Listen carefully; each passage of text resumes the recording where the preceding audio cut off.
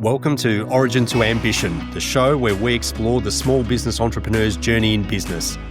I'm your host, Sean Dunne. Let's get into it.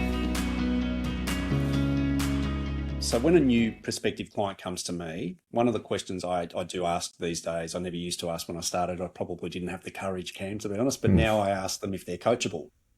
Yeah. And I appreciate that coachability can mean slightly different things to different people, of course, but I do ask if people are coachable. And when I say coachable, I mean, are you open-minded enough to push yourself into an area that might be a little bit uncomfortable and to be a bit cliched, growth comes from challenges, and adversity. So what I just found interesting in what you just said was that you had an art professor kind of challenge your thinking, but, your success from that is that you're looking to grow. So when we talk about growth mindset, and again, that's probably throwing a few cliches around here, that growth mindset that you've got, changed your outlook there and gave you your mojo in a sense, in an indirect way. Is that fair to say? Yeah, I think so. So I'm 62 now, so I often think about if there was one thing and one thing only, which is going to keep you, I don't stay young. I've got no interest in staying young, but staying vibrant, or whatever it might be. There's something around. One of my favourite quotes: "It takes curiosity to learn. It takes courage to unlearn. It takes curiosity to learn. It takes courage to unlearn." So the curiosity piece is almost the starting point where. Do I have a curiosity about art? The interesting thing about art is I probably realised I couldn't do it full time, at least at that point in life. There were still other things which I wanted to do, but I have an art practice now. I try and produce something which is probably a little bit different. It's not so much a piece of art; it's more an illustrative take on something which happens in a game of footy. My art actually started off was when I was a young fellow. I loved superheroes and so I used to draw, your Batmans and Supermans, and the footballers became my superheroes. So I'd draw, footballers taking impossible marks, and there was, because they were big and they were talented and they were athletic, and they sort of looked a little bit like superheroes, in that sense. Yeah. And so my art is really quite comic book oriented even to this day, and so I try to pick a moment of the match from every round of footy, which gives me an opportunity to use the moment, illustrate the moment with a drawing, and I just draw my interpretation of something, and then but with a piece of writing which actually comes with it. And it's an interesting thing sorry to break you mid-stride there, but can I encourage any listeners to follow you on LinkedIn to see your your art, because I absolutely like just about every piece you ever put up there. So anyone who's going for again, who's your team? I'm a blue bagger. It's actually a blue bag. It's actually a blue bagger one coming out. So about the young fellow who missed the goal, Taylor, on the weekend. So okay, that's an interesting story. For another time. But I'll keep my eyes open for that one. So I encourage anyone to follow you on LinkedIn to get a dose of art. Yeah, well, these sorry, Cam. No, that's okay. So it's more sort of an illustrative, but really it's the story that I'm looking at. Yes, and absolutely. In regard to, so that's the other thing which came out of art. And I was always a storyteller, and there was a natural element to that. And I grew up very, very, very much, very, very much with stories. But just to be able to have that curiosity, I think that's the thing which keeps you energized. So. Yeah, it's like in job interviews. First question I always used to ask is, what's the best thing you've ever taught yourself? What's the best thing you've ever taught yourself? And what you're trying to do is find out whether people can drive their own growth, they can drive their own learning, and the other thing is when they, it sets them back a little bit. So there's a little bit of having to deal with a bit of the tension of the question as well, because it's not your obvious question that you ask, but when they actually find the thing, you'll know if the person's eyes light up, when they tell the story of something, that generally there was curiosity and courage embedded in the process of learning, because the chances are that they went down a track, they had to learn something, they had to find something out, they would have made a mistake, they would have had to bounce back, all the sorts of things which which growth, as you mentioned, the discomfort of growth will actually ask of you. And you'll know, Alan Jeans, who was a great mentor of mine, the great Hawthorne coach, he said, you can't put in what God took out, that there is a certain mindset that individuals actually, that they actually have when it comes to that. But you actually get to see the best part of them as well. It's so much, because the job that you're actually asking them to do, the chances are it's going to change and evolve and grow. Well, it's almost certain that it's going to change and evolve and grow if they're going to be anything for you over any extended period of time. So therefore, you're wanting them to be able to be self-directed learners. You're not wanting them to be having to knock on your door or walk into your office every time there's something, that's part of it. And then the next question is, what's the next thing that you're really keen to learn about? And again, your eyes will light up. It's something which means enough to them that they're prepared to allocate whatever that thing's then going to ask of them. And it can be anything. It really can be anything. Yeah. It doesn't matter. And so the curiosity piece, and I'm with you. So the first question, before I coach someone, I'm happy to go through a little framing of this if you like, because I think it relates to even organisation. Sean Dunne here, and thank you for watching this episode of Origin to Ambition, the Entrepreneur's Journey.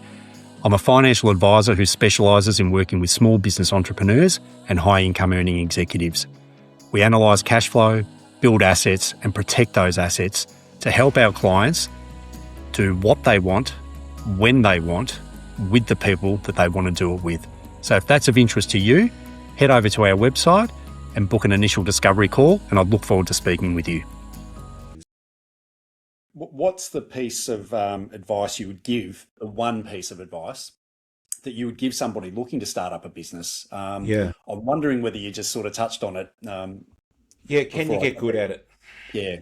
And so it's not advice, because I don't give advice, but it's the idea I'd share, But even, mate, the funny thing is, and you don't know what good necessarily looks like, but you do, there's a little danger in getting good, is that you do get caught up in comparisons and expectations, and that can produce a little bit of envy. And I think there's a natural element of that, because you're comparing your very much work in progress with someone else's very much finished piece of thinking in the concepts of it. But then when you even envy, which I think is one of the deadly sins, isn't it? I think it is. Yes, I think so. I'm just thinking of the Brad Pitt movie, 7. So I think envy gets a run. I think it is one of them. I think it is. Yeah. So where does the envy come from? Is actually, so if I'm envious about something, I go, is it about the identity or the purpose or what is it? But it's most of it comes down to not the who, the why, the identity, purpose, or the how, because we can get a system. Are you prepared to do what it will ask of you? What it will ask of you. And so often people go, look, I'm a cyclist, and every year there's this great ride called Three Peaks. Everyone goes out there. They're crazy hard. People take between 9 and 15 hours to do it. And I'm sort of fit enough to get on the bike most days, can do enough, in that sense. As one of those, I think I've passed the mammal phase. I'm actually probably past it, but I do get in the lycra and do all that sort of stuff. Yeah. And everyone says, "Oh, you're going to do 3 peaks," and it's become my sort of metaphor for exactly this conversation, because I go, I like the identity piece. Yeah, I'd love to say, I've done 3 peaks. Yes. The purpose, endurance events and all of that. There's really deep sense of training for an outcome and deep sense of purpose. The who and the why, and the who and the why, I get that. And then the how, everyone goes into the how. I go, I reckon I could work out the system. There's a million people who've done it already. They'll teach me, coach me, and and whether I do it well on the day, but the how, they have to train a certain amount of money. You have to get good at nutrition on the bike. There's a whole lot of things you have to learn. The big question is, am I prepared to do what it will take? Am I prepared to do the fact that I'm going to have to train for 7 hours each Saturday? Am I prepared to do?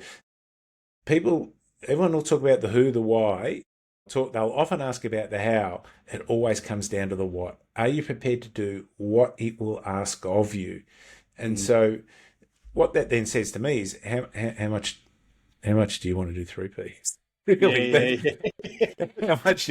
And at this stage, I haven't. So, But does that make sense in that way? Because Yeah, because like I love the fact I've built this little brand and there's identity, there's purpose and all that sort of stuff. But don't worry, there's times I go, wouldn't it be just good to have a salary coming in every month? Wouldn't it be good just to have you're not having to worry about doing my own tax, and wouldn't it be worried about, wouldn't it be good to worry about all this? I was used to having, 200 people in a footy club sort of doing most of the stuff that you had to do. Yeah. Often I was the only person who could control my diary in the whole organisation. It was actually a bit of a weird thing because I was making other people busy. Yeah. Yeah, absolutely. That feeds a little bit into a question that I do ask, and I won't talk about having an entrepreneurial mindset because I think a lot of the things you've given this the treasure trove of thoughts around that, I think, just in this discussion. So I don't think that's the question, but I do ask all of my guests. Is entrepreneurship for everyone? I think your version of entrepreneurship can be for anyone. If it's the Elon Musk version of it, it's certainly not for me. Is it the person who sees a little opening in the world of which that they can do the stuff that they're good at and they'll enjoy doing, and there's a commercial model in it? Well, I can't see why it's not for everyone. So it is for me, you do need to go tick the how, the who, the why, the how, but the big box you got to tick is the what. And for me, like I know, I had this conversation. This is a true story. I won't tell the person's name, but it's a good story. He said he was long-term CEO, big business, went through a really challenging phase, navigated it beautifully, and all that sort of stuff. And he rang me up and said, "Oh, well, I just want to let you know that I've resigned and I'm going to move into whatever the next thing is." Oh, okay, cool. Yeah, cool. We had a good chat. And what's the next thing? And he goes, "Well, I'm really fucked." He said, "I'm really tired. I'm really fucked." And I said, "Okay." I said, "Well, the way I read it is you've got two things. You go back into your CEO world, or you can look to build. You've got this unbelievable experience. You could do the sort of work I'm doing. You'd be great at coaching leaders, and you've learned so much." And he said, "Oh, no, I've had a couple of phone calls from people looking for another CEO. I'll go to those interviews and see what happens." I said, "I thought you said you were fucked." Yeah. So what I'm saying from that is that either of them are going to ask a lot of you. So going and actually thinking, I don't know if I could, like, for instance, I don't know. I'm not sure, for example, I would have done what I've done if the phone had rung 3 months later and said, come and be the CEO of Carlton. Yeah. I'm not sure I would have done it. Yeah. Understand. Yeah. And so I think you've got to be clear on what it's going to ask of you, knowing that it's asking things of you that you probably don't fully understand, and most likely you would underestimate at the time, because we tend to be underestimators in that sense. And that's all for this episode of Origin to Ambition. Thanks for tuning in. To make sure you don't miss our next conversation, be sure to subscribe on Apple Podcasts, Spotify, or wherever you listen in. For more information, you can visit us at dominiumcapital.com.au, and we'll see you next time.